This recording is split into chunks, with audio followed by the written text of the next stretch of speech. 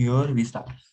Okay, hello everyone. So आज का session रहेगा हमारा केमिकल बॉन्डिंग के बारे में, जो बेसिक चीजें हम लोग कवर करेंगे उसके बारे में, ठीक है। सो मैंने talk about the chemical bonding, ठीक है। तो केमिकल अगर बॉन्डिंग में बात करूंगा तो केमिकल बॉन्डिंग से आपको क्या पता चल रहा है? What is the chemical bonding? Anybody know? Rishabh, Muskan, what do you mean by chemical bonding? When you talk about the chemical bonding, that means suppose A has a bond with a B, they are bonded with something, so that is what this is called a chemical bonding. Like in case of CH, this CH, this CH, and this H. So this carbon is connected with the hydrogen. So can I say there is a chemical bonding? There are the bonds is going to form. That is called a chemical bonds. That there are three types of bonds are there. Chemical bonding are of two types: ionic, covalent, and metallic. Okay, so these three bondings are very important. Now, before we start, exactly tell me one thing: why there is a bonding? Why there is a bond formation takes place? Can anybody tell me why there is a bond takes place? Because if you know this basic, yes, wait. If you know the basic, then only you can study the chemical bonding in detail. Okay. The question is that why or what is the reason behind the formation of the chemical bond? Anybody know? ताकि कोई भी chemical element अपने stable position Yes. सके। Stability को क्या करे? Stable हो जाए. Any chemical compound can be become stable. Now tell me one thing. In a periodic table, listen very carefully. In a periodic table, we know the noble gases. सबको पता है noble gases क्या है? और इसको क्या बोलते हैं हम लोग? Inert gases. This is called a noble gases or the inert gases because they are not interacting with anyone. Why they are not interacting anywhere? Because they complete with the octet rule. So this is a very important. What is the octet rule? So let me start with the octet rule first. When you talk about the octet rule, what comes in your mind? And there is a duplet rule also. Okay, let's talk about first duplet rule. Do you know hydrogen and the helium in the periodic table? How many electron do possessed by the hydrogen? Hydrogen के last shell में कितने electron रहते हैं भाई? भाई और बहनों कितने इलेक्ट्रॉन रहते हैं बोलो? One, sir. Only one. And in case of helium, two electrons are there. So can I say the hydrogen require only one electron to complete the duplet rule. But in case of helium, the already it possesses the two electrons. So in the whole periodic table, only the two elements. पूरे periodic table में दो element है. जो ये दो element है, that is hydrogen and helium, are what are completing their duplet rule. मतलब उनके shell में दो electron रहेंगे तो stable हो जाएंगे. That is called a duplet rule. But apart from this, the remaining element, all over remaining element is about to fill the octet rule. How? Let's study this. In the last shell, if any element or any atom is having the 8 electron in the last shell, it is considered as a stable. Why? Because every noble gas has a 8 electron. That is the electronic configuration. Electronic configuration. What is the electronic configuration? I will tell you.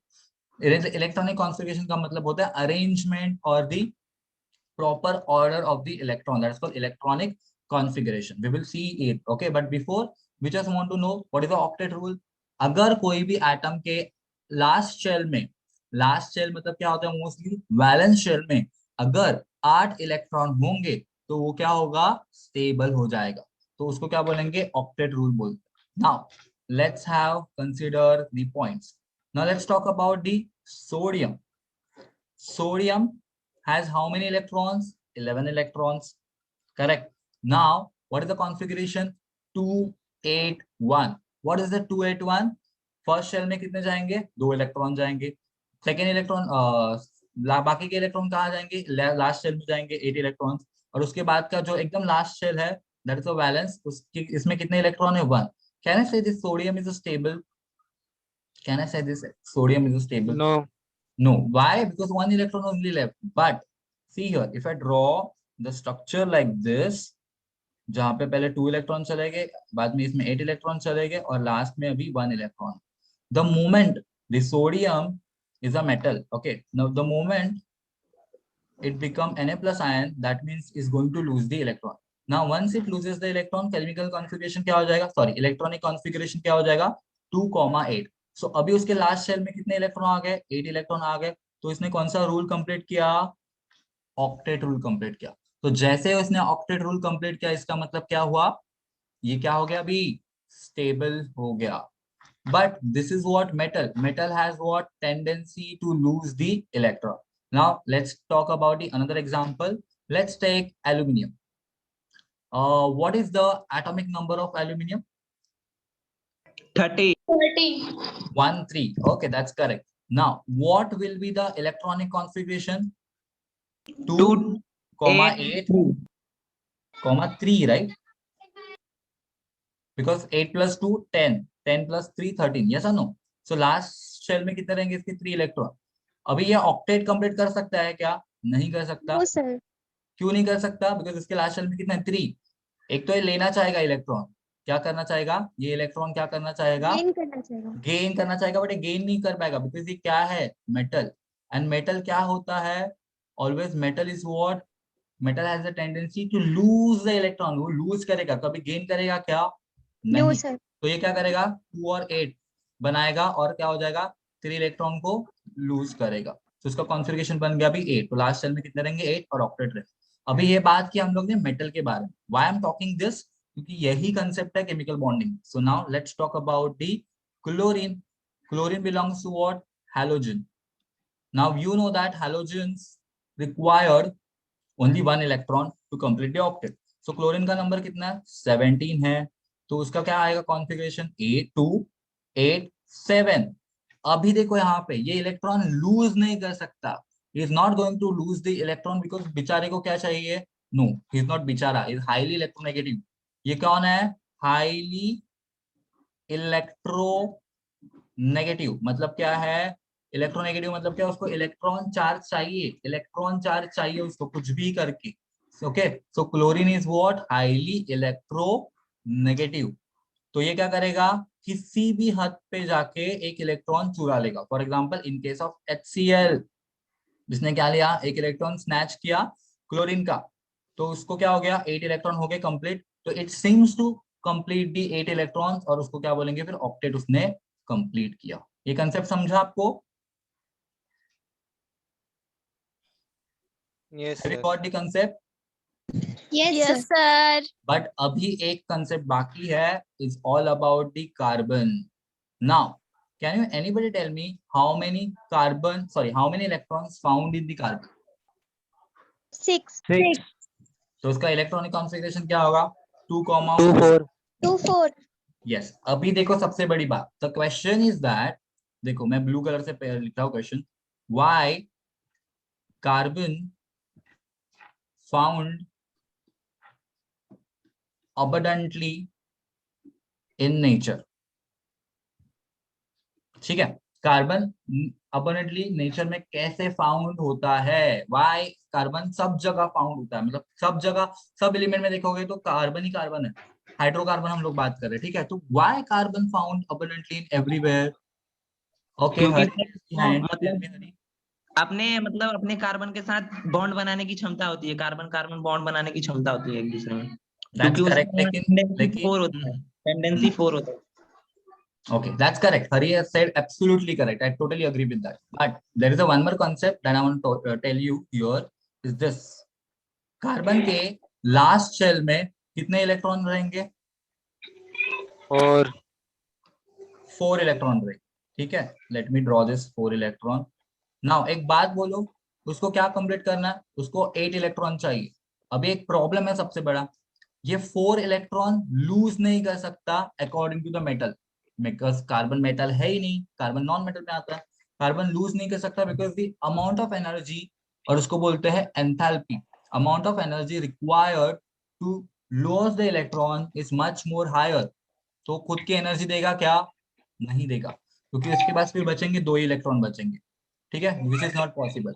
लेकिन अभी आपने देखा octet, अगर 8 electron को मैं divide by 2 करूंगा, कितने electron रह रहे हैं, 4 electron. Can I say this is a half century, I mean like for the octet it is a half, if you consider this is the 8 electron, ठीक है, उसमें से 4 यहाँ पे 4 यहाँ पे, उसमें से कार्बन ऑलरेडी हैज 4, तो उसको कितने चाहिए, 4 चाहिए, तो उसको हाफ 50% ऑलरेडी है ना, और 50% चाहिए। तो इसके वजह से because of this carbon can't loose the electron but it can share the electron. Now once it share the electron, definitely it can share with every different molecule. Like hydrogen के साथ शेयर किया, यहाँ पे hydrogen के साथ share किया, यहाँ पे हाइड्रोजन के साथ शेयर किया, यहाँ पे हाइड्रोजन के साथ शेयर किया। जैसे शेयरिंग हो गई, वो क्या करेगा, शेयरिंग ऑफ इलेक्ट्रॉन शेयर करेगा। I mean like what is sharing of electron, covalent bond, we will see right now. ये समझा आपको? Sir, okay. carbon is metalloid, na? No, carbon is not metalloid. Carbon is not come under the classified as a non-metal only. Metalloids are different thing. What is a metalloid? A combination of the metal and the non-metal is called the metalloids. Okay, so we'll see that afterwards. So let's focus on this. So whatever we have studied right now, अभी एक concept यहाँ से आ रहा है. So what we have studied, 3 points. Metal has the tendency to lose the electron. Okay, non-metal has the tendency to gain the electron. Okay, now हमारे Sir, pass, but carbon gain नहीं करता है ना? मैंने कार्बन की बात कर रहा हूँ अभी, नहीं ना, मैंने कार्बन का तो सिर्फ बोले थे एग्जांपल ना दिया। सर, कार्बन नॉन मेटल है। हाँ, लेकिन बात तो सुनो, कार्बन गेन नहीं करेगा, कार्बन शेयर करेगा। Let me complete first, then you will get your answer. Okay, should I start again? Okay sir. Yeah, सुनो बात सुनो, you will get all the answers here. I'm here only to solve your doubt. So first listen very carefully, then you will get the all doubt clear. Okay, now what is the general category? Metal has the tendency to lose the electron. जैसे हमने देखा sodium में, aluminium में, zinc में, they loses the electron to get stabilized. Non metal में सबसे क्या पाया जाता है, नॉन मेटल क्या करते हैं, गेन इलेक्ट्रॉन। जैसे क्लोरीन की बात की हम लोगों ने, जैसे हैलोजेंस की बात की हम लोग ने। ओके, वहां पे क्या कर रहा है, गेन द इलेक्ट्रॉन कर।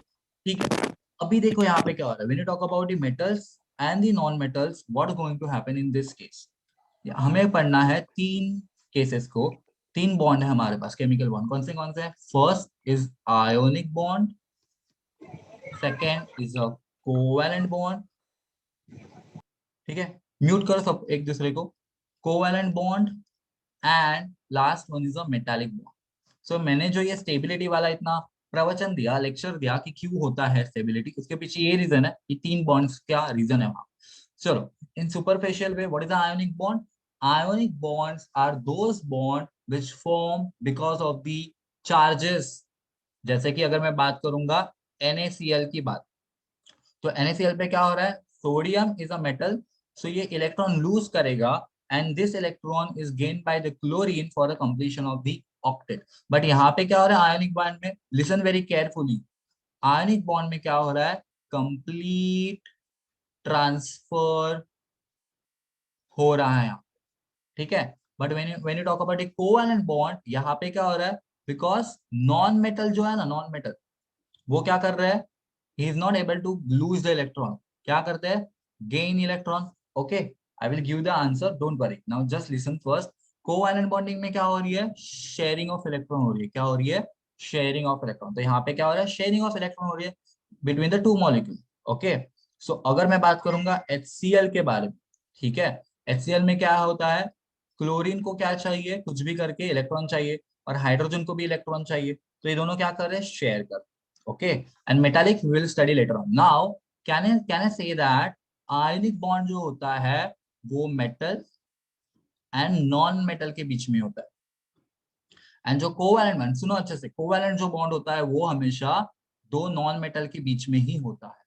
Again, ionic bond metal and non metal के बीच में रहेगा, because metal has tendency to lose the electron, क्योंकि यहाँ पे क्या लिखा है मैंने, complete transfer, तो metal इलेक्ट्रॉन दे ही देगा और नॉन मेटल उसको लेके उसका बॉन्ड क्रिएट करेगा, that is called ionic bond. और ये आयोनिक बॉन्ड जो कंपाउंड में रहेंगे उसको बोलेंगे ionic compound. Okay, this is the first point. Second point, when you talk about the covalent bond, ये हमेशा नॉन मेटल से ही बनेगा, मतलब 2 नॉन मेटल एक साथ आने के लिए they have to what, share the electron, that is called covalent bond.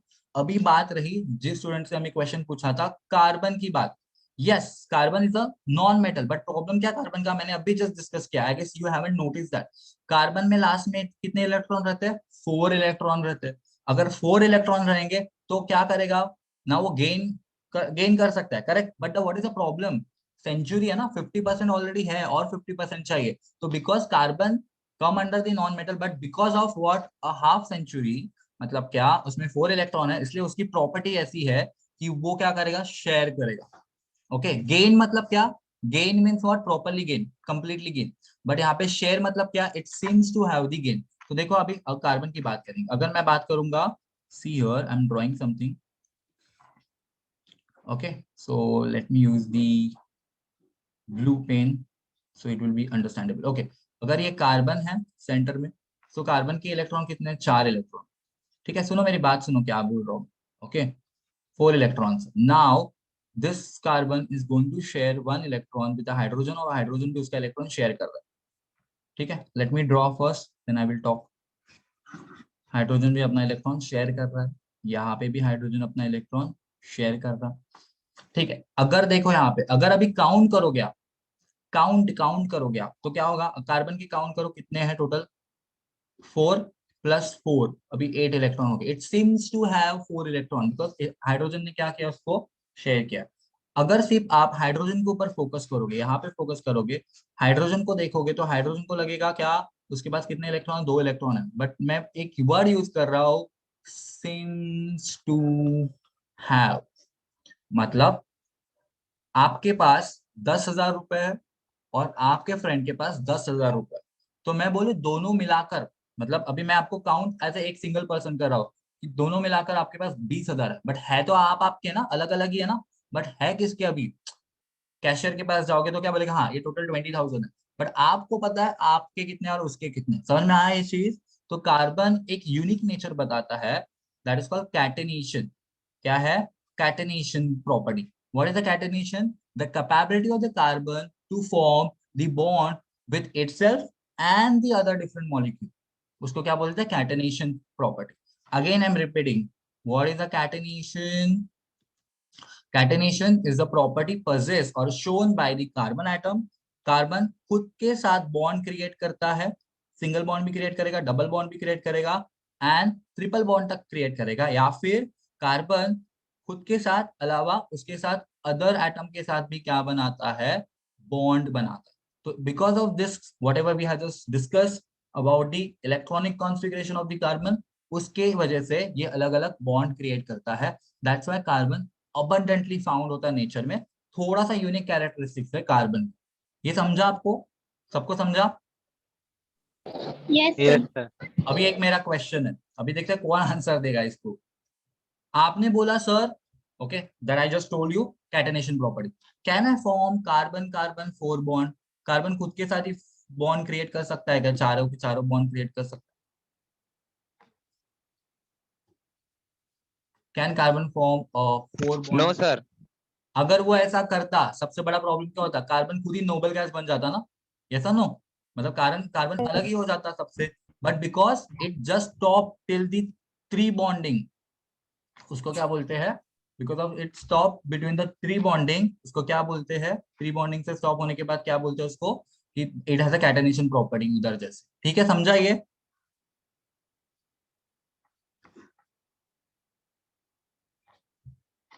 अभी किसके कुछ जो Yes, sir.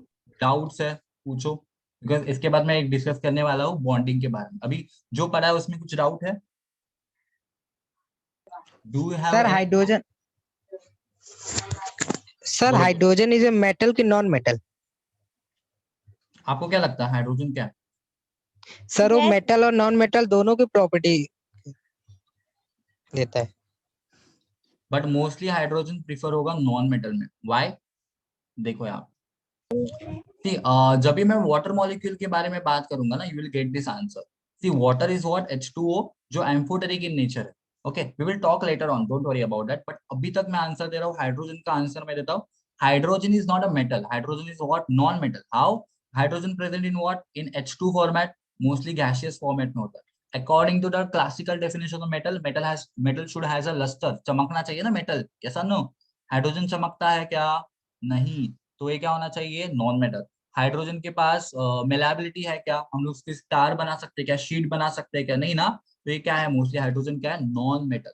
और एक बात, अगर आपने बात छेड़ी है तो मैं यहाँ पे बोलता हूँ हाइड्रोजन हमेशा पीरियोडिक टेबल में फर्स्ट नंबर पे आता है, लेकिन हैव यू नोटिस कि वो एक्चुअली हाइड्रोजन को लेके प्रॉब्लम है उसको प्रॉपर डायरेक्शन देने के लिए और प्रॉपर प्लेस देने के लिए। वाई, अगर आपने पीरियोडिक टेबल नोटिस किया होगा तो हाइड्रोजन इस कोने में आता है, ये ना काउंट होता है, इधर एस ब्लॉक में काउंट होता है, दैट्स करेक्ट, बट यहाँ पे ना गैप होती है। Have you seen that periodic table में थोड़ा सा गैप रहता है because hydrogen is what unity, hydrogen थोड़ा अलग से है बिकॉज उसके पास क्या एक ही इलेक्ट्रॉन है ना, it act like a proton, yes और नो, सो उसको अलग से रखा गया है। ओके चलो डिस्कस करते हैं केमिकल बॉन्डिंग के बारे में। Let me discuss with chemical bonding. Okay we have 19 people on board, that's great. Hello everyone, okay सबको समझ रहा है ना? यस, समझ रहा है सबको? Yes, sir. Okay now sir. हमने बेसिक कंसेप्ट को क्लियर किया है, अभी थोड़ा इंफॉर्मेशन के बारे में देखेंगे। ओके चलो let's start. Let me share my screen. Okay can you see that? Everybody can see that? Okay should I start? सबको दिख रहा है, मेरी आवाज क्लियर आ रही है, सो मैं स्टार्ट कर सकता हूँ? Yes, sir. आ रही है. Yes, sir. ओके ग्रेट, बीच बीच में चेक करना पड़ता है ना कि आवाज आ रहा है कि नहीं। ओके चलो let's start now. Introduction. Chemical bonding provides the energy necessary to hold two different atom. Suppose this is the atom, suppose this is the one molecule, this is the one molecule, दोनों में क्या है? Bond है, तो energy है ना। So to hold the two different atoms together as a part of chemical compound. What is the chemical compound? एक जैसा सा होना चाहिए उसके molecules, तो वो क्या करते हैं? Necessary to hold the two different atoms together. तो क्या होते हैं? What is the chemical bonding? It provides the energy necessary to hold the two different atoms together as a part of a chemical compound. So strength of the bond. What is the strength? कितना amount of like strength मतलब क्या? कितना वो strength रहेगा, कितनी energy रहेगी of the bond depends on the molecules or the atoms involved in the process. मतलब वो आयोनिक बॉन्ड से बना है या फिर कोवैलेंट बॉन्ड से बना है, ये पूरा टोटली डिपेंड किसके ऊपर रहता है? कौन से कंपोजिशन से वो बना है। Now types of chemical bonding कौन सी है? Ionic bonding, covalent bonding, hydrogen bonding and metallic bonding. Okay so we are talking about ionic and covalent in this session. Hydrogen bonding और मेटालिक बॉन्डिंग के बारे में बात करेंगे, थोड़ा सा सुपरफिशियल अभी नॉलेज दे दूंगा मैं सिर्फ, ठीक है। Now, what is ionic bonding? An ionic bond is when electron leaves one atom and exothermally. What is exothermally? Heat क्या होगी? Generate हो जाएगी. Enters into the orbit around the other. So this two oppositely charged ions now attract each other. मैंने एक बात बोली थी, ionic bond किसके बीच में बनेगा? एक मेटल एक non metal. Why metal? Metal loses the electron. Why non-metal? It's gain the electron who completely transfers by the metal. समझ रहा है? तो दिस इज अपोजिटली चार्ज, तो वहां पे पॉजिटिव और नेगेटिव चार्ज रहेगा, वहां पे अट्रैक्शन होगा, that is called ionic bonding. So ionic bonds are generally form between the metals and the non metals. ये पॉइंट क्लियर है सबको? Now let's see the ionic bonding picture. Can you see the bonding? Sodium ion के last shell में कितने electron है? एक electron है। Chlorine के इसमें 7 इलेक्ट्रॉन है। क्लोरीन को एक चाहिए, किससे मिलेगा वो? सोडियम से, बट सोडियम शेयर नहीं कर रहा है, सोडियम ने दान कर दिया। क्या कर दिया? मेटल है ना, तो दान कर दिया, मतलब क्या? उसने इलेक्ट्रॉन को दे दिया, complete transfer. Again I am talking और एम्फेसिस ऑन द वर्ड। क्या है कोवैलेंट में? क्या है, सॉरी आयोनिक बॉन्ड में क्या है? यहाँ पे sodium is a metal which completely transfer. उसने एक बार दे दिया इलेक्ट्रॉन, तो वापस लेने वाला है क्या? नहीं लेने वाला। किसमें वापस लेता है? कोवैलेंट बॉन्डिंग में लेता है, ठीक है। तो this is a very classic example. तो जैसे सोडियम इलेक्ट्रॉन दे देगा, वो क्या होगा? प्लस पॉजिटिव होगा। इलेक्ट्रॉन जैसे ले लेगा क्लोरीन, तो वो क्या हो जाएगा? Negative. So there is a positive charge and there is a negative charge on the atom, and that's why they are going to attract towards each other, because उनके ऊपर क्या? पॉजिटिव और नेगेटिव है, तो opposite charges attract. So sodium chloride बन जाएगा, NaCl salt बन जाएगा। A classic example of ionic bonding is between the sodium and the chlorine. Sodium is a silvery metal. देखो यहाँ पे सोडियम क्या है? सिल्वरी मेटल है। It has a one valence electron. Chlorine is a yellow green gas. Okay now tell me one thing, जब भी it has a one valence electron किसके पास? सोडियम के पास। और क्लोरीन जब भी मिक्स होता है तभी सॉल्ट बनता है, ठीक है। तो if you put the gas and the metal together, अगर मेटल को और गैस को एक चेंबर में रख दिया मैंने, then they will burn as electrons are exchange. तो एक्सोथर्मल की रिएक्शन होगी, the metal dissolves and the gas disappear. Gas क्या हो जाएगा? चेंज हो जाएगा, बिकॉज़ गैस को क्या मिल गया? एक इलेक्ट्रॉन मिल गया। जैसे उसको एक इलेक्ट्रॉन मिल गया, अभी स्टेबल हो गया हो, So the ions now have the opposite charges and attracted to each other by the electrostatic force. What do you mean by electrostatic force? The atom has the positive charge, one atom has a negative charge. तो दोनों के बीच में attraction होगा, उसको क्या बोलेंगे? Electrostatic force बोलेंगे. So they form the crystals with a rock salt structure. ये समझा? This is the ionic bond. Now let's talk about the covalent bond. The moment I say covalent, आपको कार्बन याद आना चाहिए. कार्बन क्या करता है? शेयरिंग ऑफ इलेक्ट्रॉन करता है. A type of chemical bond in which there is a mutual sharing of electrons between the two atoms is called a covalent bond. It is a further classified into the single, double and triple. जैसे हमने just बोला था ना अभी, carbon single bond, carbon double bond, carbon triple bond. Predominantly I'm talking about the covalent bond only with the carbon. Okay, so mutual sharing होगा, उसको क्या बोलेंगे? covalent bond बोलेंगे. देखो एग्जांपल, यहाँ पे कोवैलेंट बॉन्ड का एग्जांपल हाइड्रोजन है. अभी मुझे बात करो, किसी ने मुझे पूछा था जस्ट हाइड्रोजन सर मेटल है कि नॉन मेटल है? आपको आंसर मिल गया क्या? कोवैलेंट बॉन्ड हमेशा किसमें होता है? दो नॉन मेटल्स में ही बनता है ना. तो हाइड्रोजन क्या है? Non metal. When two hydrogen atom get close enough, दो हाइड्रोजन अगर एटम कंबाइन हो रहे हैं तो क्या हो रहा है यहाँ पे? The attraction is a balance in the both direction and they share the electrons between them. A covalent bond is made of the hydrogen gas that is H2. Elemental form क्या उसका? H2 है. तो एक hydrogen एक electron दे देगा नहीं. यहाँ पे क्या कर रहे हैं? Sharing of electron. मतलब दो लोग बैठे हैं बाजू बाजू में, उसने एक ने 10,000 रुपए रखा, दूसरे ने 10,000 रुपए रखा, एक साथ वो क्या हो गया? 20,000. बट है अलग अलग ना, जस्ट म्यूचुअल शेयरिंग है यहाँ पे. तो उसको क्या बोलेंगे? कोवैलेंट बॉन्ड बोलेंगे. Now hydrogen bond and metallic bond मैं डिटेल में पढ़ाऊंगा, डोंट वरी. बट अभी जस्ट मुझे क्या देना? इसका इंट्रोडक्शन देना, इसलिए मैं पढ़ा रहा हूँ. A hydrogen bond is an attractive force between the hydrogen attached to an electronegative atom of a molecule and electronegative atom of a different molecule. So usually electronegative atom is oxygen, nitrogen. अगर hydrogen electronegative atom के साथ joint है, जैसे कि oxygen के साथ, तो उसके ऊपर पार्शियल पॉजिटिव चार्ज आएगा, और जो इलेक्ट्रोनेगेटिव चार्ज है उसके ऊपर पार्शियल नेगेटिव चार्ज आएगा. I will show you later on, don't worry. Just पहले सुनो क्या कंसेप्ट. ओके, सो अगर हाइड्रोजन शेयर कर रहा है, जैसे हाइड्रोजन ने बात की ना हमने कि मेटल है नॉन मेटल, बिकॉज आपका कंफ्यूजन क्यों है? कभी कभी हाइड्रोजन पॉजिटिव चार्ज देता है, कभी कभी नेगेटिव चार्ज भी देता है. कैसे वो हम लोग देखेंगे. ओके, रिडॉक्स रिएक्शन में भी देखेंगे और इसमें देखेंगे, हम लोग बात करेंगे. So which has a partial negative charge. तो हाइड्रोजन के ऊपर क्या होता है? पार्शियल नेगेटिव चार्ज नहीं होता. किसके ऊपर होता है? ऑक्सीजन, नाइट्रोजन, फ्लोरीन के ऊपर पार्शियल नेगेटिव चार्ज रहेगा. तो हाइड्रोजन के ऊपर क्या रहेगा? Partial positive. अभी दिखाता हूँ मैं, समझो. This is your chlorine. Chlorine molecule क्या है? ये बड़ा वाला क्लोरीन मॉलिक्यूल है. Okay, and this is hydrogen, कुछ सा हाइड्रोजन है. तो नाउ एक बात बोलो, क्लोरीन थोड़ा सा मोटा सा है, तो अगर दोनों के बीच में बॉन्ड होगा तो आपको हाइड्रोजन क्या लग रहा है? हाइड्रोजन क्या है? इसके सामने तो फुसका है. तो क्या करेगा? एक इलेक्ट्रॉन अपने पैसे इसको दे देगा, एक इलेक्ट्रॉन उसको दे देगा, सिर्फ शेयर करेगा, बिकॉज दोनों नॉन मेटल है. उनको दोनों हाइड्रोजन को क्या कंप्लीट करना है? अपना डुप्लेट. इसको अपना क्लोरीन को अपना क्या कंप्लीट करना है? ऑक्टेट कंप्लीट करना है. तो दोनों क्या है? अभी कंबाइन है, लेकिन क्या कर रहा है? हाइड्रोजन का एक इलेक्ट्रॉन बेचारा क्लोरीन ले लेगा. क्यों क्लोरीन ले लेगा? बिकॉज ये हाईली इलेक्ट्रोनेगेटिव है. जैसे अपने पास ले लेगा, देयर विल बी बॉन्ड, लेकिन हाइड्रोजन के ऊपर पार्शियल पॉजिटिव, इसके ऊपर पार्शियल नेगेटिव चार्ज बने. तो this is called hydrogen bonding. और मोस्टली हाइड्रोजन बॉन्डिंग कहाँ पाया जाता है? हाइड्रोजन बॉन्डिंग पाया जाता है मोस्टली वाटर में.